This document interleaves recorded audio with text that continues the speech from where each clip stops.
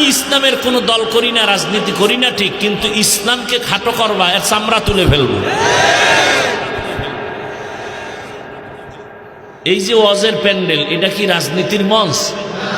রাজনীতির নেতাগো নাম হয় কেন পোস্টারে, আর বক্তব্য হয় কেন প্যান্ডেলে?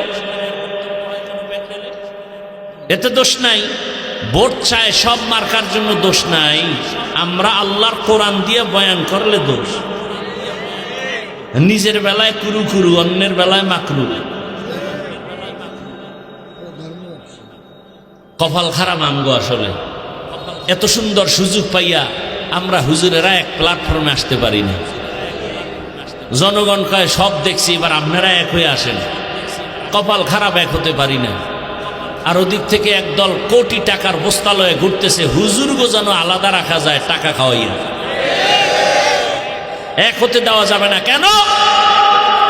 আজকে যদি আমার দেশের সব শীর্ষস্থানীয় আলেম এক হাতে হাত লাগায়া ময়দানে নামেন, সামনের মাসে দেশ চালাবে উলামায়ে কেরাম।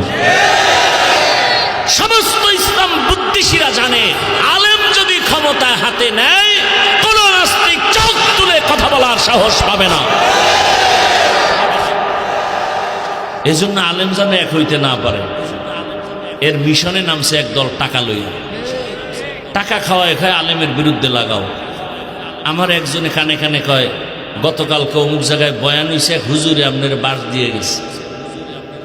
আমি চিন্তা করবো যে তাহলে আমি তো বাস একটা দিব না, দুইটা। আমি আবার বয়ান করে যাওয়ার পর আর একজন হুজুর আইছে, হেরে আবার কয় হাফিজুর রহমান তো বাসের বড়টা দিয়ে গেছে। এইরকম কিছু নেফাকি অন্তরালা সমাজে আছে, নষ্ট সমাজকে ফিতনায় ভরপুর করে রাখে। আল্লাহ হেদায়েতের দৌলত দান করে।